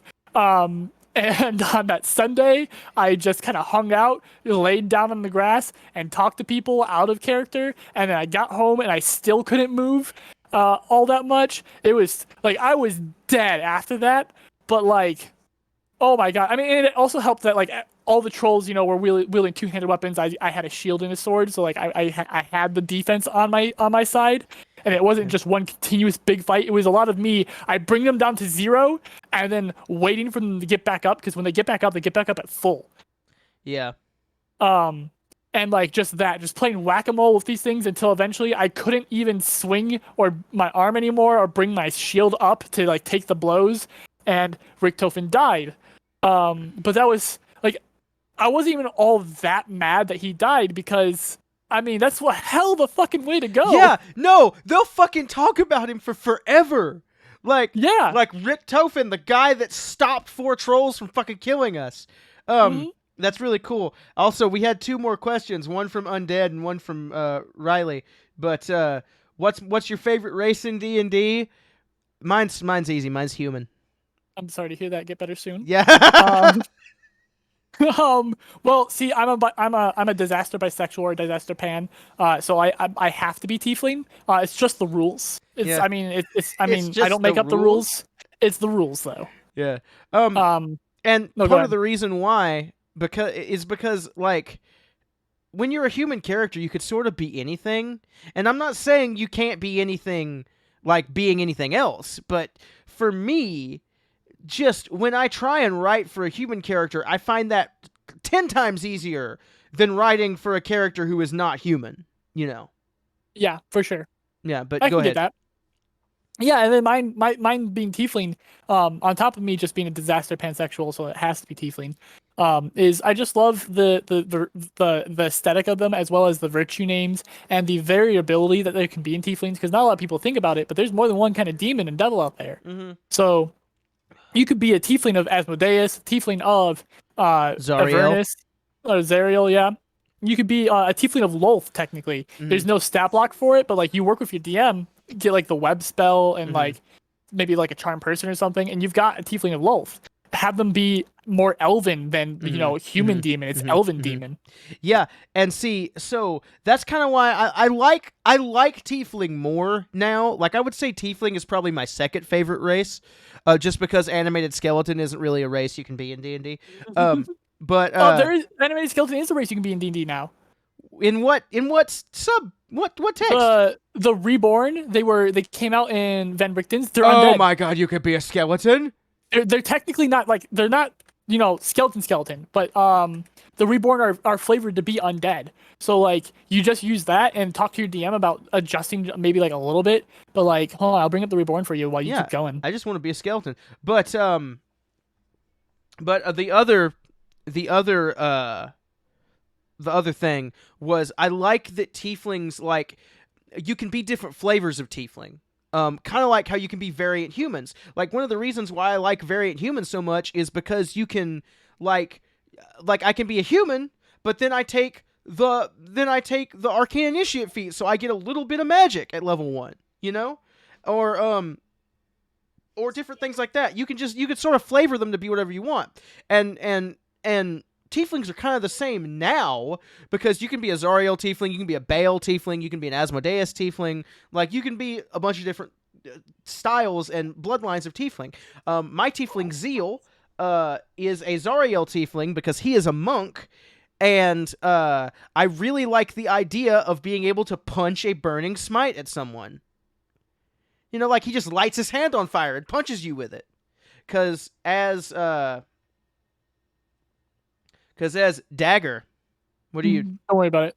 It's Matzels is drawing free art for me when they should be getting paid for it. Oh, I see. But that's one of the reasons why I like it is because at level 5 they get Banishing Smite, Jask. Yeah. Can you imagine punching someone so hard they cease to exist for 60 seconds? That would be pretty wild. Isn't it great? Because, like, imagine level 5 Zeal just walks up to someone, activates Banishing Smite, punches them, and they disappear, and then Zeal was like, let's go. Like, you know, it's just so cool. And you can't really do that with a human because, like, you know, they don't have the bloodline feature. But right. I also on the topic of tieflings can be anything. I have some homebrew content that I don't remember the person who made it offhand. If I find it really quickly, I'll list it off. But it's got like they were like, oh, you know, tieflings could be any devil or demon, so let me just hyper expand that list. Yeah, like you have Abishai tieflings, which Abishai are devil half dragons created by Tiamat. That's cool. Or you have like Lulth tieflings, or you have tieflings of how am I forgetting his name? The god of Knolls, the demon god of Knolls. Yognu. Yeah, Yognu or something along those lines. I love him. I love if not tiefling, Knoll is my favorite race, by the way. Mm-hmm. It's just under tiefling, just barely. So like I have this huge expanded list of tieflings that is just really, really cool. And they're all, you know, for the most part balanced and just very similar to the normal ones. Mm-hmm. For the next question though, the question of is there a monster I want my players to face or want myself to face, and haven't had the chance to put it towards players. There is a particular monster that recently has gained a lot of traction on TikTok, D&D TikTok, that I've been in love with for I'm forever. interested now. Who is it? Forever. And they were briefly mentioned in the Crystal Hollows roleplay by somebody we ended up kicking from the roleplay, but it's called a false Hydra. Oh, the thing with faces? Hydras, I mean, yes, but false Hydras are amazing. I love them so much. They're really, really cool. Explain to me what they are. So essentially, a false Hydra is like think like a Hydra, but instead of like snake heads or whatever, it's like just full on faces of people. Yeah. Okay. So it is what I'm thinking about. Yeah. Yeah, and then like one of my favorite TikToks, by the way, is somebody whose husband is a DM was painting a false Hydra, and the wife was like, "I don't know what he's painting. What is this? People explain it to me. I'm a party member in his campaign," and they showed it, and he's like, he's zeroed in on this false Hydra, and he's painting it, and it looks horrifying. He's doing a really good job, and a bunch of DMs fucking duet it and stitch it and being like, "What did you do to piss that man off?" Yeah. So false Hydras, the moment you look away, you forget them. What? And when they kill you and eat you, everyone else forgets you. No. Yeah. No. Yeah. No. That. No. That. So there's this really cool there's this really cool person on TikTok who gives like quest starters, right, that you can use. Yeah. He lets people use them. I wish I knew him offhand, or else I'd essentially tag him in it. But essentially his thing for the false Hydra. Oh my god, can I play as a reborn? Nubby, you are me. You are me. I was thinking that. The reborn, by the way, is a template you can put over other races, so you can literally be a half dragon reborn. That's so great. Oh but the quest for the false Hydra starts as the party goes to a town that's big but empty. Not fully empty, but has way less people than it should. When they ask the people around town about it, the people around town just say, it's always been like this. But it doesn't make sense. Why would these buildings be fully built like this? Why would they look lived in? As the party explores, they find themselves tripping more often than they would. And like every once in a while, they feel full of panic and they can't figure out why. The reason is because they keep seeing the false Hydra. The false Hydra lives in the town and feeds off of the people in the town slowly, and so they keep seeing the false Hydra and turning to run away, and then they forgot. And then the party, goes to the tavern ran by this lovely elderly couple, really nice husband, really nice wife. They're very sociable. They're very nice. And then in the morning, they wake up to the sole owner of the tavern, the woman. Oh, see that is I like that. Ooh. Ooh. And not to give too much away, but a certain party in a certain campaign is going to be seeing a false Hydra. That's disgusting. That's disgusting. All I'm saying, man. I'm gonna forget that I read its stat block now. If a giant cosmic clown thought that it could take or could make a show out of it, he would.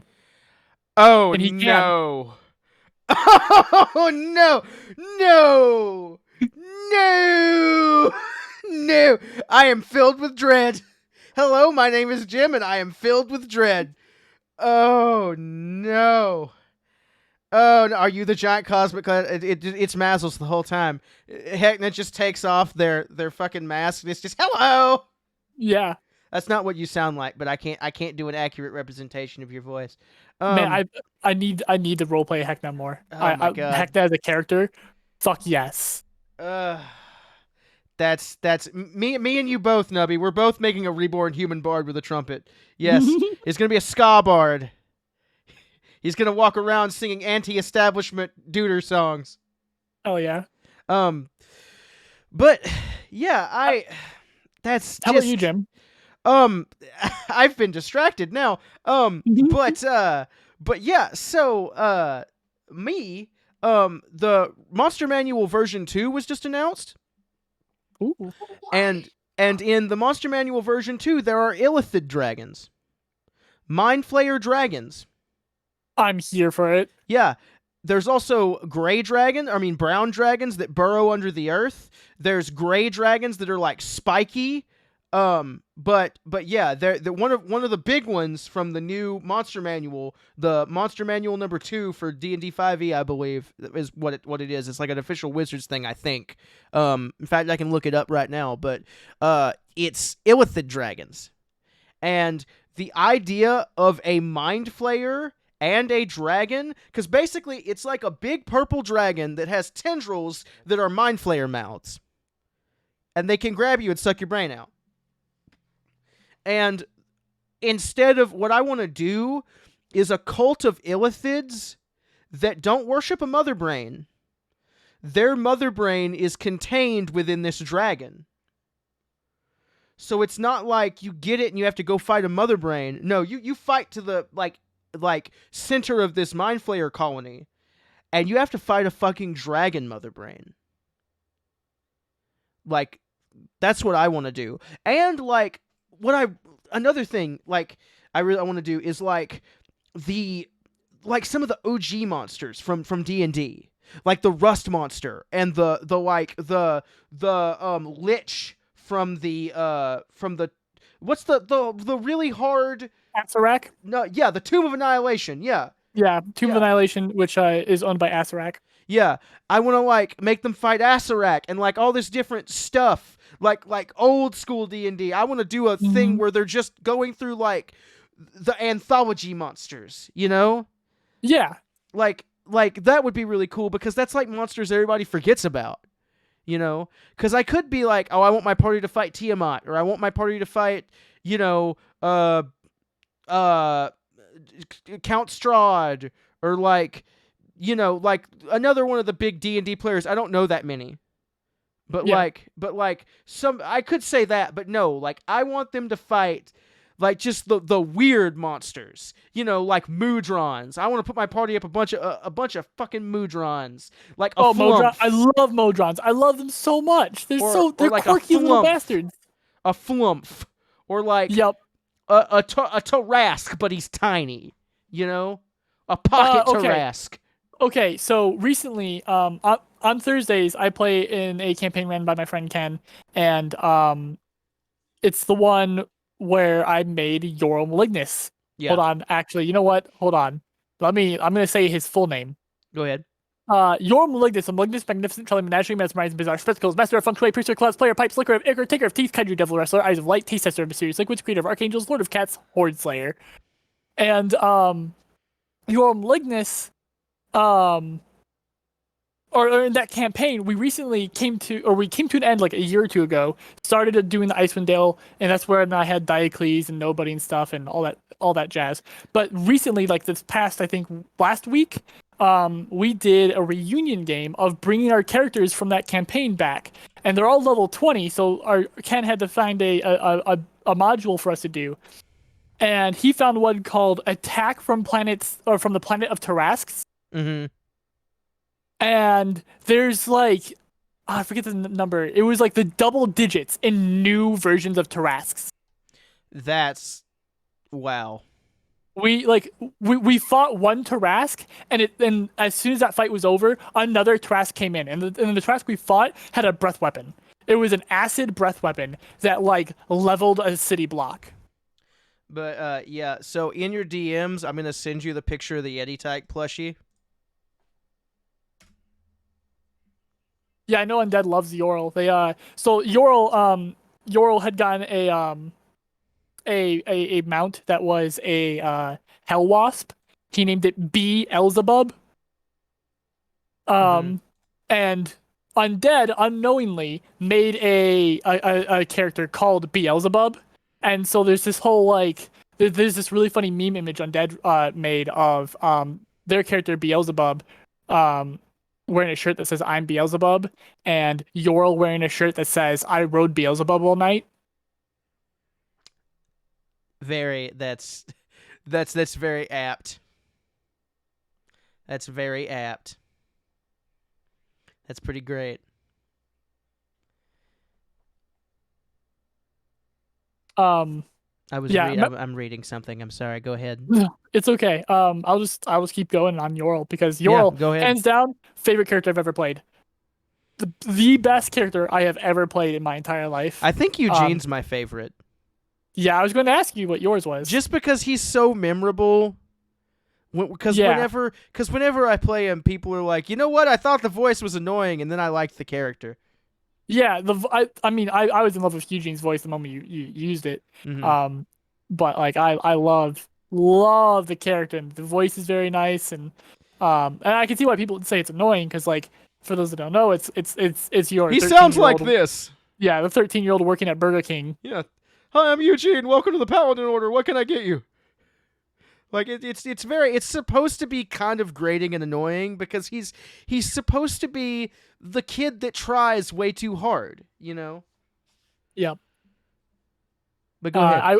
I will say that of the characters I've met so far of yours, which is a surprising amount thanks to Crystal Hollows, Eugene is probably my favorite. Mm-hmm. Like I love playing Samuel, like because I love being a snarky bard, man.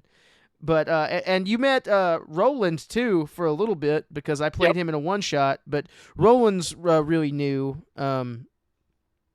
He's a warlock who is possessed by the Fathomless, which is his like deity master warlock patron.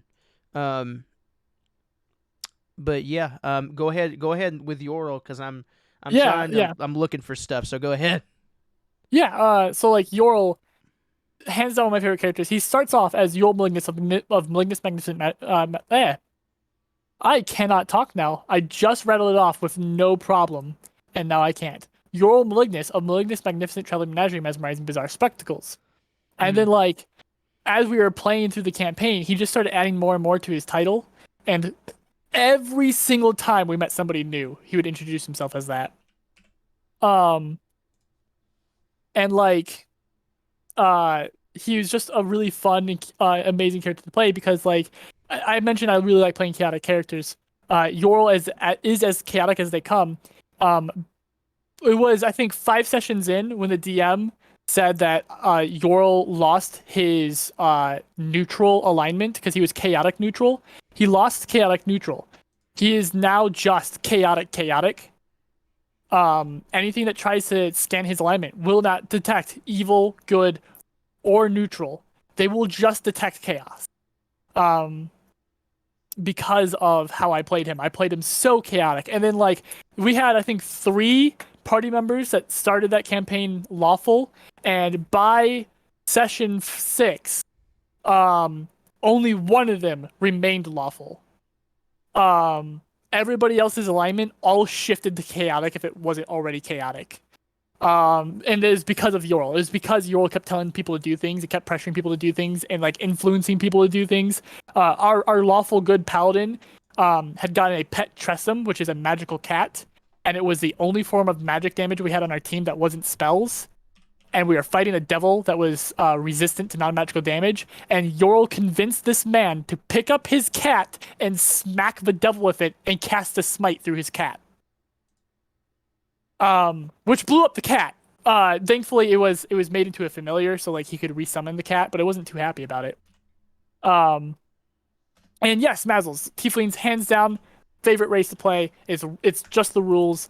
I have to like Tieflings because I'm a disaster pansexual, so it's just the rules. Oh, I love that.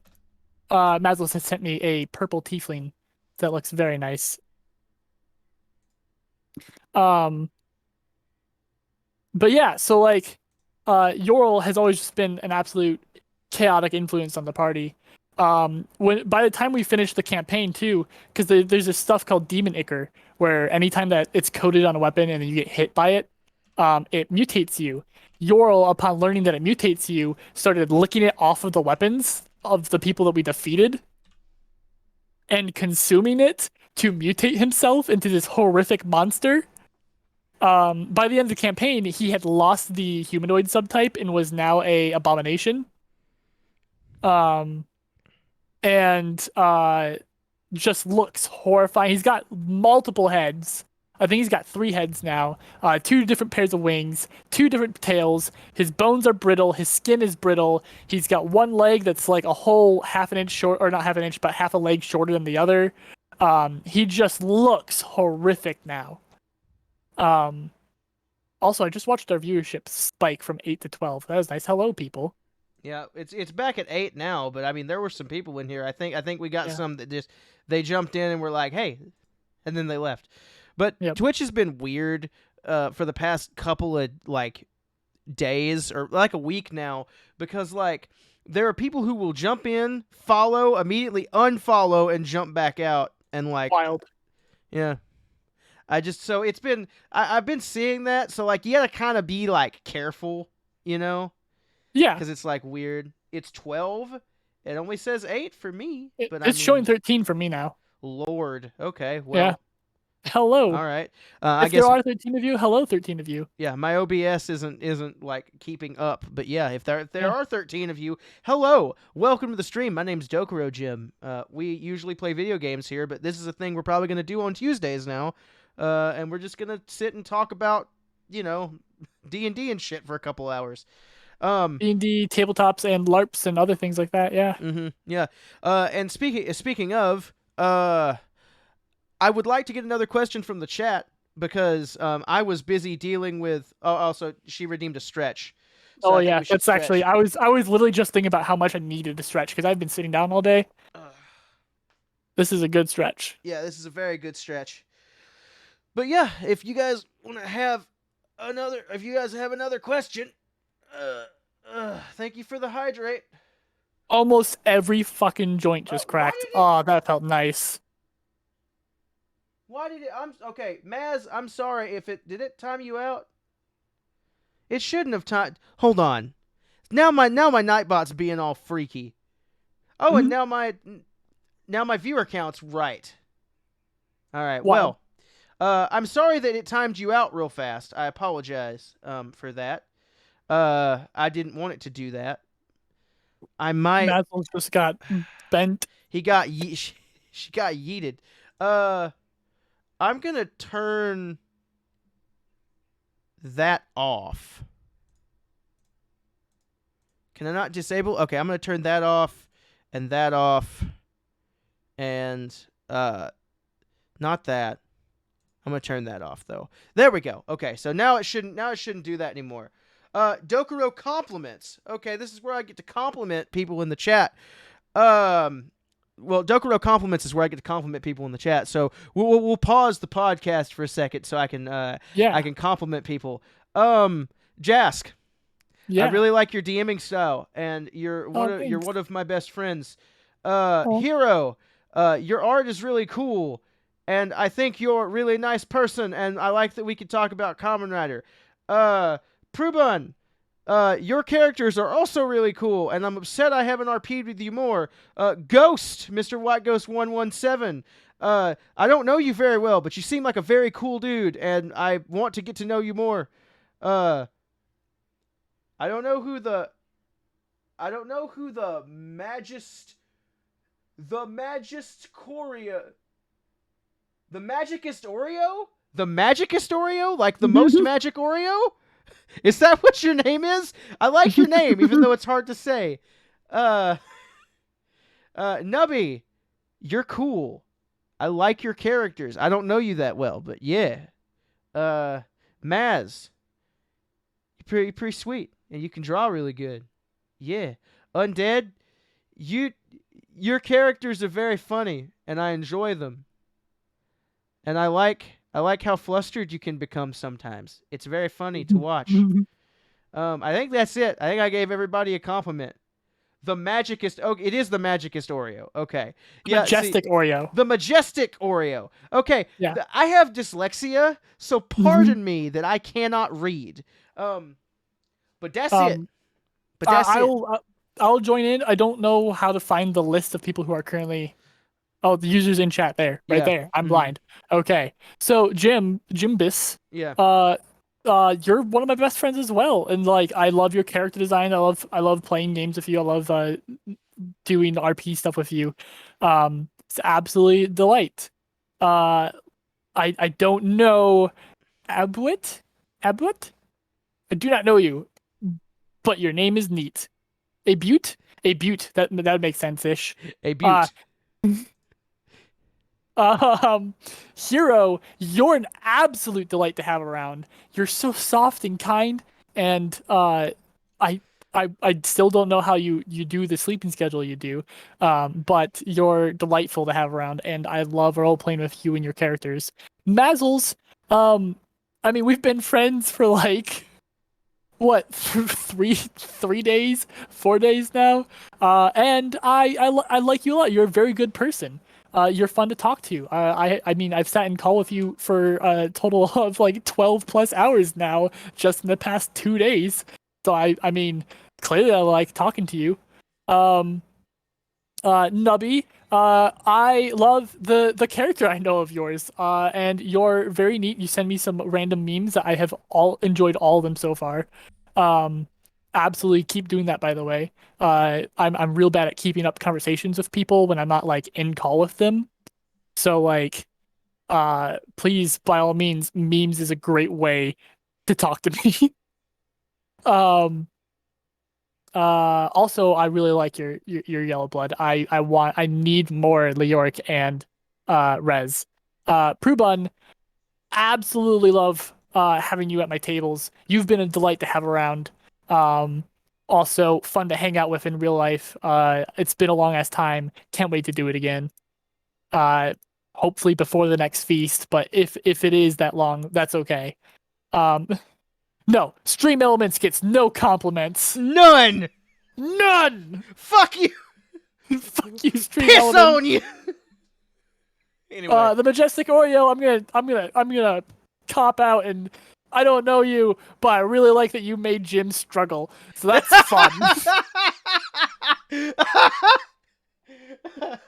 Undead.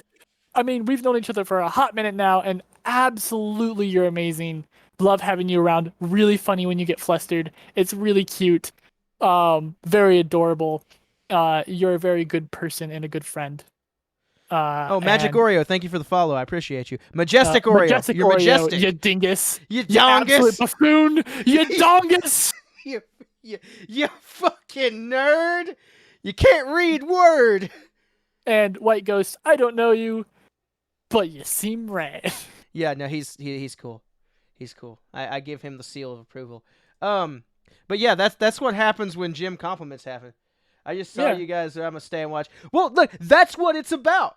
I hope. yeah. I hope that I've opened you up to a world of D&D, and that maybe you'll go home and be like, "What's D&D?" And you search it, and then you're like, "Oh, you find your own game. You find your own DM." How long have we been planning on doing this? No, how long are we planning to run this? Like, how much longer are we planning to do this uh show for tonight? I don't know. It's getting around about 2 hours, so I figured 2 hours would be our mark. Yeah. Or at least 2 hours or a little bit over, because it's almost 11 o'clock where I am. But I tell you what, we will. I'm gonna set a tentative limit for 2 hours when we do this. How about Okay. that? Because this Sounds is good. very much on the spot. I understand sleepy boy hours. I also need to go to sleep. I do have to work tomorrow. But yeah, I hope you guys enjoyed this, and hopefully, like, the next episodes will be a little bit more focused. But literally, like, I just wanted to jump in and do this because, like, I Yeah. wanted to get it started, and if I don't get it started, then it's gonna, it'll never happen. So I can't think about stuff too much, because if I think about stuff too much, I won't want to start it. So it's Yep. like, it's one of those things. But yeah, this is not what we normally do on twitch.tv/Dokuro Gym, but Monday will probably be Vigi Games, because I stream on Mondays, Tuesdays, and Saturdays. So Mondays will probably be video games, roguelikes, and the like. Tuesdays will be this. If we don't do this, then it will be another roguelikes and the like.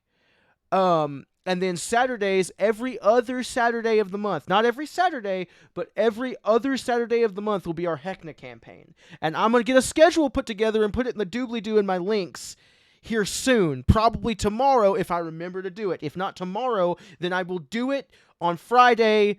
I swear. I'll put my link in your doobly doo. Yeah, exactly.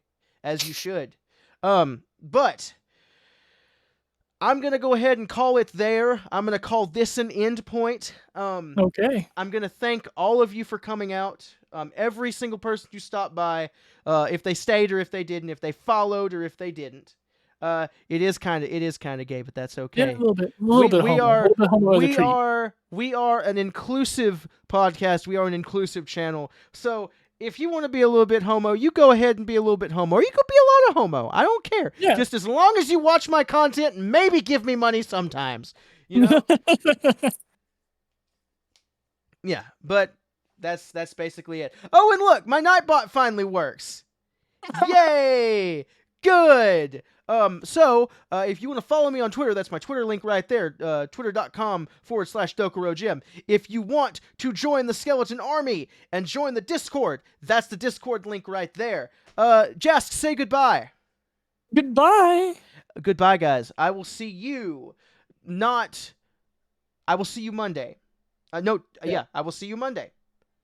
Because we're not having that one. It's not going to be this Saturday. It's going to be next Saturday. Next Saturday is I probably won't be streaming this Saturday. I might be. That's a tentative maybe on the stream on Saturday. We'll see how it goes, because I do have another D&D game that Saturday. But like I said, if I don't see y'all Saturday, then I'll see you Monday for some more adventures of Eugene and Oblivion. So you need to go check that out, because that's going to be fun. But yeah, see you guys. Have a good night. Don't eat butter straight from the tub. Or do. I don't care. We're not your dad. We're not your dad. We're not your collective dad. Yep. Goodbye.